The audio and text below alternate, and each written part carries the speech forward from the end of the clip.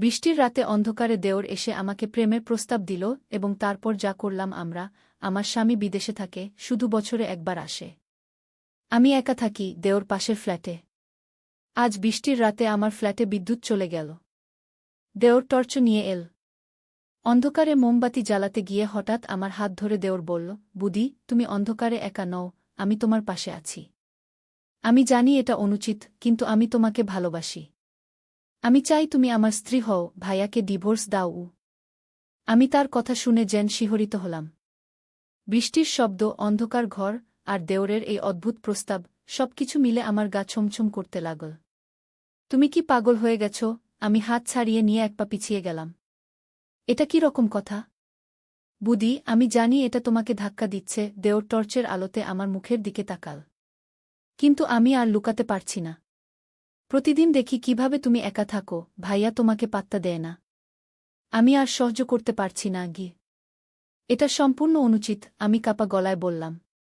তুমি আমার দেওর, আমার পরিবারের সদস্য। এভাবে চিন্তা করাও পাপ। দেওর মোমবাতি জ্বালিয়ে আমার কাছে রাখল। তার চোখে এক অদ্ভুত আবেগ দেখলাম। বুদি, প্রেম কখনো পাপ হয় না। আমি জানি তুমিও একা। আমি প্রতিদিন দেখি কিভাবে তুমি জানালার পাশে বসে অপেক্ষা করো। কিন্তু ভাইয়া কি কখনো তোমার কথা ভাবে? আমি ভাবি প্রতিদিন আমার বুক ধড়ফড় করতে লাগল। এই অন্ধকার, বৃষ্টির শব্দ এবং দেওরের এই অদ্ভুত প্রস্তাব, আমি যেন স্বপ্নে আছি। দয়া করে চলে যাও, আমি অনুরোধ করলাম। এসব কথা আর বলো না। তুমি আমার দেওর, আর তাই থাকবে এই গল্পটি সম্পূর্ণ শুনলে আপনাদের পানি অটোমেটিক বের হয়ে যাবে, সো যত দ্রুত সম্ভব হাতের কাছে টিস্যু নিয়ে বসে পড়ো। বিছানার চাদর যেন নষ্ট না হয় সেটা সম্পূর্ণ খেয়াল রাখার অনুরোধ জানিয়ে গল্পটি এখন শুরু করব। তার আগে সর্বশেষ অনুরোধ, দয়া করে এমন পানি বের করার গল্প নিয়মিত শুনতে আমাদের চ্যানেলটি সকলেই সাবস্ক্রাইব করুন। ধন্যবাদ। হ্যালো বন্ধুরা, আমার নাম শ্রাবন্তী রায়। আমার বয়স ৪২ বছর। আমার স্বামীর নাম অনিন্দ রায়, বয়স ৪৫ বছর। আমাদের ২ সন্তান, অর্ণব আর দীপা। অর্ণব ১৯ বছর বয়সী, কলেজে পড়ে। দীপা ১২ বছর বয়সী, স্কুলে যায়। আজ আমি তোমাদের যে গল্পটি বলতে যাচ্ছি সেটা আমার জীবনেরই একটি অংশ। এমন একটি ঘটনা যা আমার জীবনকে সম্পূর্ণ বদলে দিয়েছে। আমি জানি তোমরা সবাই প্রথমে যে শিরোনাম শুনলে তাতে ভিন্ন ধারণা করেছ। কিন্তু আসলে জীবনে ঘটনাগুলো সবসময় যেভাবে দেখি সেভাবে থাকে না।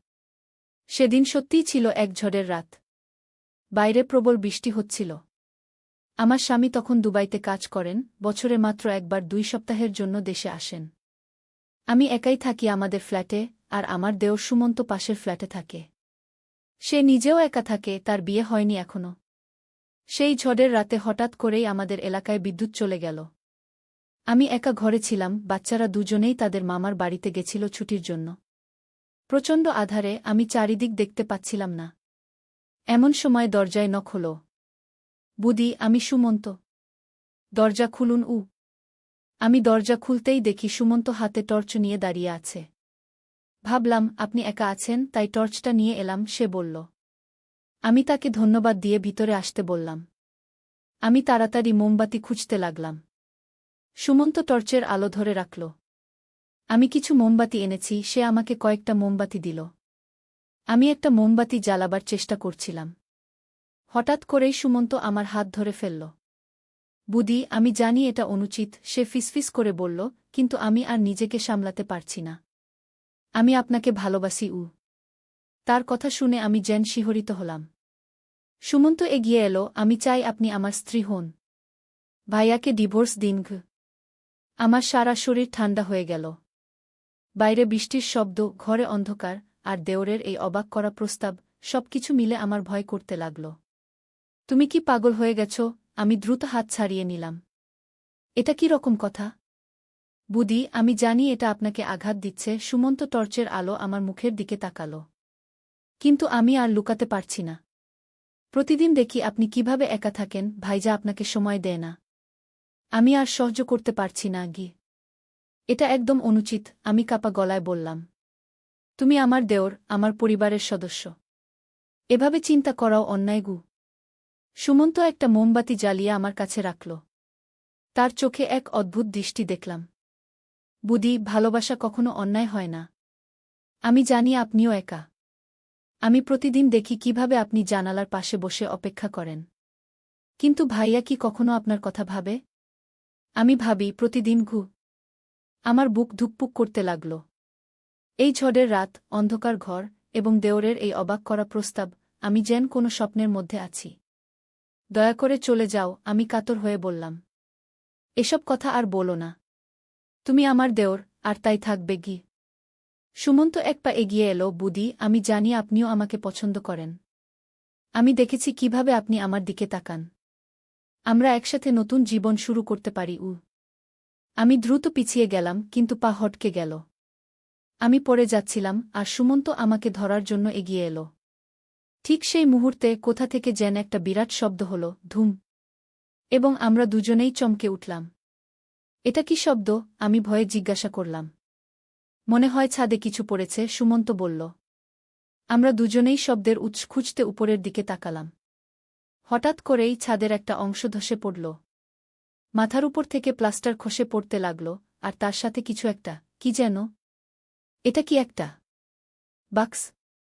আমরা দুজনেই দেখলাম ছাদ থেকে একটা ধাতব বাক্স পড়েছে। এটা অনেকটা সিন্দুকের মতো, তবে খুব পুরানো।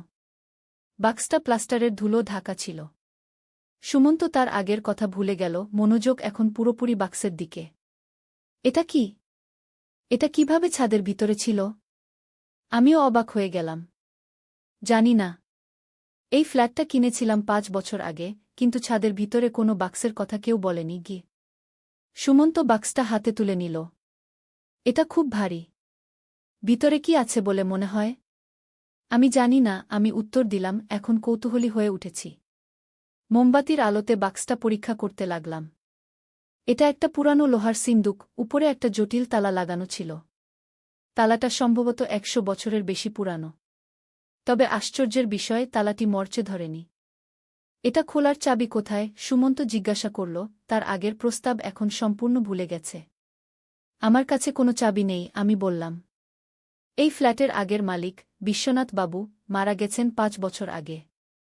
তার ছেলে এই ফ্ল্যাট বিক্রি করেছিল। হয়তো তারাও জানত না এই বাক্সের কথা গি। আমরা দুজনেই বাক্সটির চারপাশে দেখতে লাগলাম। এটা সাধারণ সিন্দুক নয়। বাক্সের গায়ে অদ্ভুত নকশা খোদাই করা ছিল, কিছু চিহ্ন, কিছু অক্ষর যা কোনো আধুনিক ভাষার নয়। এগুলো কি? আমি জিজ্ঞাসা করলাম, আঙুল দিয়ে চিহ্নগুলো স্পর্শ করে। মনে হচ্ছে কোনো প্রাচীন ভাষা, সুমন্ত উত্তর দিল। আমার এক বন্ধু পুরাতত্ত্ব বিভাগে পড়ায়। ওকে জিজ্ঞেস করলে হয়তো বলতে পারবে গু। তখনই বিদ্যুৎ ফিরে এলো, আর ঘর আলো ভরে গেল। বাক্সটা এখন আরও পরিষ্কারভাবে দেখা যাচ্ছিল। এটা গাঢ় তামাটে রঙের, প্রায় 2 ফুট লম্বা এবং 1 ফুট চওড়া। তার উপরিভাগ জটিল নকশায় পূর্ণ। এটা সত্যিই অদ্ভুত, আমি বললাম। সুমন্ত আমার দিকে তাকালো, তার চোখে এখন সম্পূর্ণ ভিন্ন দৃষ্টি।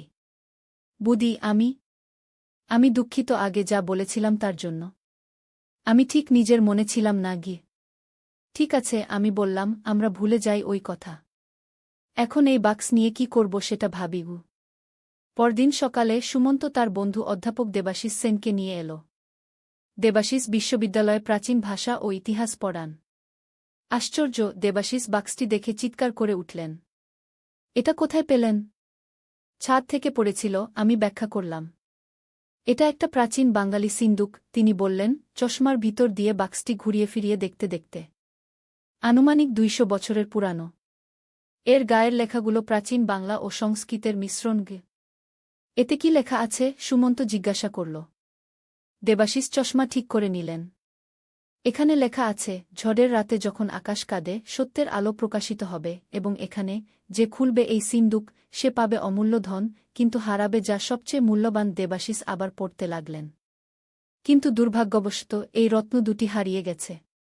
আমার সারা জীবনের গবেষণা থেকে আমি বিশ্বাস করি যে রত্ন দুটি আজও কোথাও আছে, এবং এই কাগজের রোলে আমি সেই রত্নের সন্ধানে যাওয়ার পথনির্দেশ দিয়েছি। এই মূর্তি এবং রত্ন দুটি মিলিত হলে প্রাচীন জ্ঞানের এক অমূল্য ভাণ্ডার উন্মোচিত হবে। আমি জানি না আপনি কে, কিন্তু যদি আপনি এই চিঠি পড়েন, আমি আপনাকে অনুরোধ করছি এই সন্ধান শেষ করতে। সাবধান, অনেকেই এই রত্ন দুটির সন্ধান করছে, এবং তারা এর জন্য যে কোনো কিছু করতে প্রস্তুত। আমি, সুমন্ত এবং দেবাশিস একে অপরের দিকে তাকালাম, কেউ কিছু বলতে পারছিলাম না। দেবাশিস কাগজের রোলটি খুলে দেখলেন। সেখানে একটি মানচিত্র আঁকা ছিল, সম্ভবত উত্তর বাংলার কোনো এলাকার। এটা ময়নামতি অঞ্চলের একটি প্রাচীন মানচিত্র মনে হচ্ছে, দেবাশিস বললেন। এখানে কিছু চিহ্ন দেওয়া আছে, আর এই দুটি স্থান বিশেষভাবে চিহ্নিত করা হয়েছে। এর মানে কি আমরা একটি প্রাচীন গুপ্তধনের সন্ধান পেয়েছি? সুমন্ত উত্তেজিত হয়ে জিজ্ঞাসা করল। দেবাশিস মাথা নাড়লেন। হতে পারে। কিন্তু এটা শুধু গুপ্তধন নয়। চন্দ্রমণি দেবীর কিংবদন্তি সম্পর্কে আমি পড়েছি। কথিত আছে তার মূর্তির চোখে থাকা রত্ন দুটি ছিল জ্ঞানমণি, এমন রত্ন যা প্রাচীন জ্ঞান ও রহস্য প্রকাশ করতে পারে। কি এসব কি সত্যি? আমি সন্দেহ প্রকাশ করলাম। পুরাতত্ত্বে কিংবদন্তি ও সত্যের মধ্যে সীমারেখা প্রায় অস্পষ্ট, দেবাশিস বললেন। কিন্তু বিশ্বনাথ চক্রবর্তী ছিলেন একজন বিখ্যাত ও সম্মানিত পণ্ডিত। তিনি যদি এতে বিশ্বাস করতেন তাহলে কিছু সত্যতা থাকতেই পারে। আমরা কি করব এখন? সুমন্ত জিজ্ঞাসা করল। দেবাশিস চিন্তিতভাবে বললেন, একটা বিষয় আমাকে ভাবাচ্ছে। বিশ্বনাথ বাবু লিখেছেন অনেকেই এই রত্ন দুটির সন্ধান করছে। কিন্তু এটা প্রায় ১০০ বছর আগের কথা। আজও কি কেউ এই রত্নের সন্ধান করছে? জেন তার কথার উত্তরে হঠাৎ দরজায় জোরে নক হল। আমি দরজা খুলতেই দেখলাম দুজন অচেনা লোক দাঁড়িয়ে আছে, একজন স্যুট পরা মধ্যবয়সী পুরুষ এবং একজন তরুণী, যার চোখে কালো চশমা। শ্রাবন্তী রায়? স্যুট পরা লোকটি জিজ্ঞাসা করল। হ্যাঁ, আমি উত্তর দিলাম, অবাক হয়ে। আমার নাম অর্ণব ঘোষ, আর এ হল আমার সহকর্মী ঈশিতা সেন, লোকটি পরিচয় করিয়ে দিল। আমরা প্রাচ্য গবেষণা সংস্থা থেকে এসেছি। আমরা জানতে পেরেছি আপনারা একটি প্রাচীন সিন্দুক আবিষ্কার করেছেন। আমি বিস্মিত হয়ে সুমন্ত আর দেবাশিসের দিকে তাকালাম। আপনারা কিভাবে জানলেন? ঈশিতা হাসল। আমাদের সংস্থা প্রাচীন বাংলার ইতিহাস ও সংস্কৃতি নিয়ে গবেষণা করে। আমরা বহু বছর ধরে বিশ্বনাথ চক্রবর্তীর সিন্দুকের সন্ধান করছি। আজ সকালে আমরা খবর পেলাম যে এই এলাকায় একটি প্রাচীন সিন্দুক পাওয়া গেছে। কার কাছ থেকে খবর পেলেন? সুমন্ত সন্দেহজনকভাবে জিজ্ঞাসা করল। অর্ণব এবং ঈশিতা একে অপরের দিকে তাকাল। সেটা গুরুত্বপূর্ণ নয়, অর্ণব বলল। আমরা চাই আপনারা আমাদের সাথে সহযোগিতা করুন। এই আবিষ্কার অত্যন্ত গুরুত্বপূর্ণ প্রাচীন বাংলার ইতিহাসের জন্য। আমরা কি করতে পারি আপনাদের জন্য? আমি জিজ্ঞাসা করলাম। আমরা চাই আপনারা আমাদের সিন্দুকটি দেখাতে, ঈশিতা বলল। এবং এর ভিতরে যা কিছু পেয়েছেন। দেবাশিস উঠে দাঁড়ালেন। আমি দেবাশিস সেন, ঢাকা বিশ্ববিদ্যালয়ের ইতিহাস বিভাগের অধ্যাপক। আপনাদের সংস্থার কথা আমি আগে শুনিনি। আপনাদের কি কোনো পরিচয়পত্র আছে? অর্ণব তার পকেট থেকে একটা কার্ড বের করল। অবশ্যই, এটা আমার পরিচয়পত্র। দেবাশিস কার্ডটি পরীক্ষা করলেন। ঠিক আছে, দেখি সব ঠিক আছে। তবে বুঝতেই পারছেন, এটা একটি গুরুত্বপূর্ণ ঐতিহাসিক আবিষ্কার। আমরা এটি সম্পর্কে আরও গবেষণা করতে চাই। প্রথমে। অবশ্যই, অর্ণব মাথা নাড়ল। কিন্তু আমাদের সংস্থা সরকারি অনুমোদিত। আমরা এ ধরনের আবিষ্কারের জন্য বিশেষ অনুমতি রাখি। আমি অনিশ্চিত ছিলাম। এই দুজন লোক হঠাৎ করে আসার ব্যাপারটা আমার কাছে সন্দেহজনক মনে হচ্ছিল। কিন্তু তাদের কার্ড ও পরিচয়পত্র সব ঠিক বলে মনে হচ্ছিল। আমরা আপনাদের সিন্দুকটি দেখাতে পারি, আমি বললাম, কিন্তু এর সামগ্রী সম্পর্কে আমরা এখনও গবেষণা করছি। অবশ্যই, ঈশিতা মাথা নাড়ল। আমি তাদের সিন্দুকটি দেখালাম, কিন্তু মূর্তি, চিঠি এবং মানচিত্রের কথা উল্লেখ করলাম না। কেবল বললাম যে এটি একটি প্রাচীন সিন্দুক যা আমরা ছাদ থেকে পেয়েছি। অর্ণব ও ঈশিতা সিন্দুকটি পরীক্ষা করলেন। এটা খুব মূল্যবান, অর্ণব বলল। আমরা এটি আমাদের সংস্থায় নিয়ে যেতে চাই, যেখানে আমরা এটি পুঙ্খানুপুঙ্খ পরীক্ষা করতে পারব। না, দেবাশিস দৃঢ়তার সাথে বললেন। আমি দুঃখিত, কিন্তু এটি এখনই সম্ভব নয়। আমি আগে বিশ্ববিদ্যালয়ের প্রত্নতত্ত্ব বিভাগের সাথে আলোচনা করতে চাই। অর্ণব ও ঈশিতার মুখ পরিবর্তন হয়ে গেল। দেখুন, অর্ণব এবার কঠিন স্বরে বলল, আমরা এই সিন্দুক নিয়ে যাব। এটা আমাদের গবেষণার জন্য অত্যন্ত গুরুত্বপূর্ণ। আর যদি আমরা না দিই? সুমন্ত প্রশ্ন করল। ঈশিতা তার ব্যাগ থেকে একটি কাগজ বের করল। তাহলে আমাদের এই আদেশনামা ব্যবহার করতে হবে। এটি আমাদের সংস্থাকে এ ধরনের প্রাচীন সামগ্রী জব্দ করার অধিকার দেয়া। দেবাশিস কাগজটি নিয়ে পড়লেন। এটা আসল বলে মনে হচ্ছে, তিনি বিটবিট করলেন। কিন্তু আমি এখনও বিশ্বাস করি আমাদের অধিকার আছে এটি আরও পরীক্ষা করার। আপনাদের 2-4 ঘন্টা সময় দিচ্ছি, অর্ণব বলল। কাল আমরা আবার আসব। আশা করি তখন আপনারা সহযোগিতা করবেন। তারা চলে যাওয়ার পর আমরা 3 জন একত্রিত হলাম। আমার এদের ব্যাপারে সন্দেহ হচ্ছে, সুমন্ত বলল। কিভাবে এরা জানল আমরা সিন্দুক পেয়েছি? আমারও সন্দেহ হচ্ছে, দেবাশিস বললেন। আমি প্রাচ্য গবেষণা সংস্থা নামে কোনো সংস্থার কথা শুনিনি। এবং তাদের কার্ড ও কাগজপত্র যথেষ্ট আসল মনে হলেও কিছু জিনিস ঠিক লাগছে না। তাহলে আমরা কি করব? আমি জিজ্ঞাসা করলাম। দেবাশিস চিঠি, মূর্তি এবং মানচিত্রের দিকে তাকালেন। আমার মনে হয় আমাদের এই সব জিনিস নিরাপদ জায়গা রাখতে হবে। আর সিন্দুক সম্পর্কে আরও তথ্য সংগ্রহ করতে হবে। আমরা যদি মানচিত্রে উল্লিখিত স্থানে যাই, সুমন্ত প্রস্তাব দিল।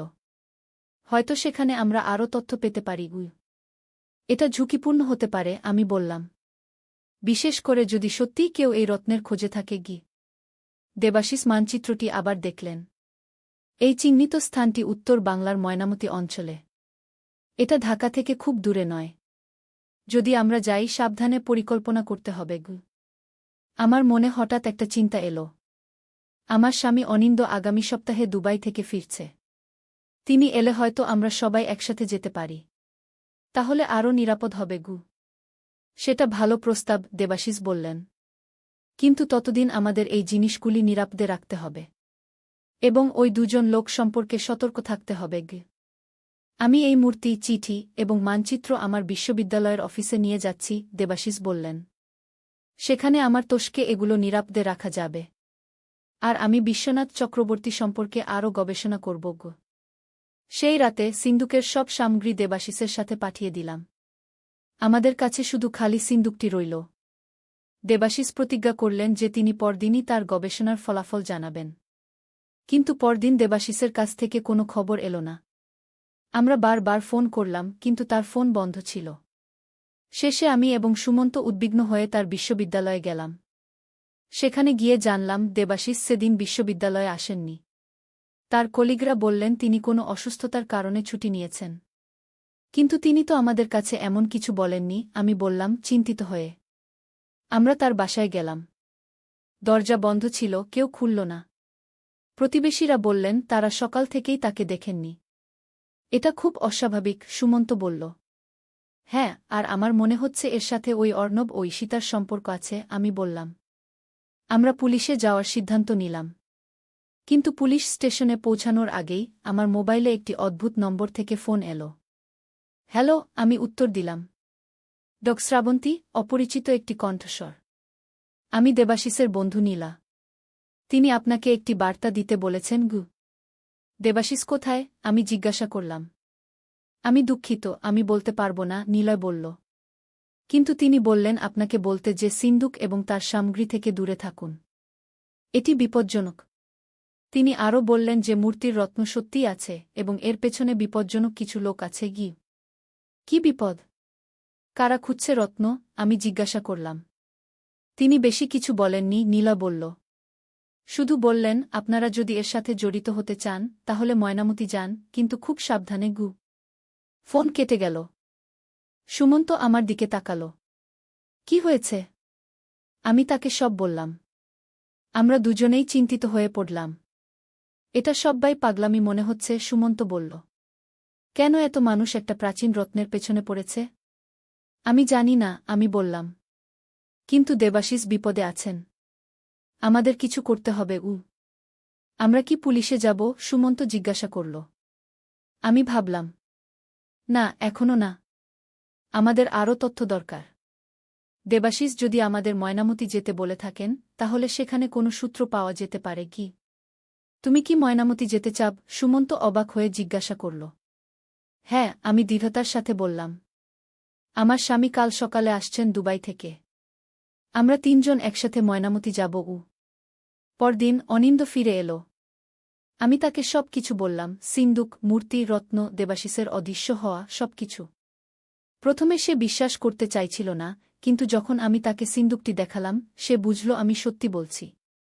তুমি সত্যিই ময়নামতি যেতে চাও? সে জিজ্ঞাসা করল। হ্যাঁ, আমি বললাম। আমাদের জানতে হবে কি ঘটছে। আর দেবাশিসকে সাহায্য করতে হবে। অনিন্দ একটু ভেবে বলল, ঠিক আছে। আমার শরীরে শিহরণ খেলে গেল। এ কি কোনো অভিশাপের কথা বলছে? দেবাশিস হাসলেন। প্রাচীন সময়ে মূল্যবান জিনিস রক্ষা করার জন্য প্রায় এ ধরনের ভয় দেখানো বাক্য ব্যবহার করা হতো। এটা সম্ভবত কোনো মূল্যবান গহনা বা টাকা পয়সা রাখার জন্য ব্যবহৃত হতো। কিন্তু এটা খোলার উপায় কি? আমি জিজ্ঞাসা করলাম। দেখুন, দেবাশিস তালাটা দেখিয়ে বললেন, এটা একটা চৈনিক পাজল লক। চাবি ছাড়াই খোলা যায়, যদি সঠিক ক্রম জানা থাকে। এই ধরনের তালাগুলি সাধারণত কোনো নির্দিষ্ট পদ্ধতিতে চাপ দিয়ে খোলা হয়, ঠিক যেমন কম্বিনেশন লক, কিন্তু আরও জটিল। তিনি সাবধানে বাক্সটি পরীক্ষা করতে লাগলেন। এখানে কিছু চিহ্ন আছে যা সম্ভবত সংকেত দেয় কিভাবে এটি খুলতে হবে। আমাকে কিছু সময় দিন অধ্যয়ন করার জন্য। সারাদিন ধরে দেবাশিস বাক্সটি নিয়ে কাজ করলেন। তিনি বইয়ের পাতা উল্টালেন, নোট নিলেন, বাক্সের চিহ্নগুলো খুঁটিয়ে পরীক্ষা করলেন। সন্ধ্যা নাগাদ তিনি উত্তেজিত হয়ে বললেন, আমি মনে করি বুঝেছি। কি বুঝেছেন? আমি এবং সুমন্ত একসাথে জিজ্ঞাসা করলাম। এই চিহ্নগুলো একটি ছন্দ, একটি গান বা কবিতার অংশ, তিনি ব্যাখ্যা করলেন। আর এই ছন্দের স্বরবর্ণগুলো সংখ্যায় রূপান্তরিত করলে একটি সিকোয়েন্স পাওয়া যায়, যা সম্ভবত তালা খোলার সংকেত। তিনি ধীরে ধীরে তালাটির বিভিন্ন অংশে আঙুল রাখলেন, একটি নির্দিষ্ট ক্রমে চাপ দিলেন। কিছুক্ষণ পর আমরা একটি ক্লিক শব্দ শুনলাম এবং তালাটি খুলে গেল। তিনজনেই উত্তেজনায় শ্বাস রোধ করে বাক্সটি খোলার অপেক্ষা করতে লাগলাম। দেবাশিস ধীরে ধীরে বাক্সের ঢাকনা তুললেন। ভিতরে ছিল একটি পুরানো কাগজের রোল, একটি ছোট পাথরের মূর্তি এবং একটি চিঠি। দেবাশিস প্রথমে চিঠিটি তুলে নিলেন। এটি পুরানো, হলদেটে কাগজে লেখা, কিন্তু অক্ষরগুলো এখনও পড়া যায়। প্রিয় ভবিষ্যৎ অনুসন্ধানকারী, তিনি পড়তে শুরু করলেন। যদি আপনি এই চিঠি পড়ছেন, তাহলে আপনি আমার সিন্দুক খুলতে সক্ষম হয়েছেন। আমি বিশ্বনাথ চক্রবর্তী, এই বাড়ির প্রথম মালিক। আমি একজন পুরাতত্ত্ববিদ ছিলাম, এবং আমার জীবনের সবচেয়ে বড় আবিষ্কারটি আপনার সামনে রয়েছে। দেবাশিস থামলেন এবং পাথরের মূর্তিটি তুলে নিলেন। এটি একটি ছোট মহিলা মূর্তি, প্রায় ৬ ইঞ্চি উঁচু, কালো পাথরে তৈরি। এটা দেখে মনে হচ্ছে কোনো দেবীর মূর্তি, দেবাশিস বললেন। সম্ভবত গুপ্ত যুগের, প্রায় ১৫০০ বছর পুরানো। তিনি আবার চিঠি পড়তে শুরু করলেন। এই মূর্তিটি আমি উত্তর বাংলার একটি প্রাচীন মন্দির থেকে উদ্ধার করেছিলাম। এটি চন্দ্রমণি দেবীর মূর্তি, যিনি হারিয়ে যাওয়া জ্ঞান ও রহস্যের দেবী ছিলেন। কিংবদন্তি অনুসারে এই মূর্তির চোখে দুটি অমূল্য রত্ন বসানো ছিল, যা বিশেষ পূর্ণিমা রাতে জ্বলে উঠত এবং হারিয়ে যাওয়া সব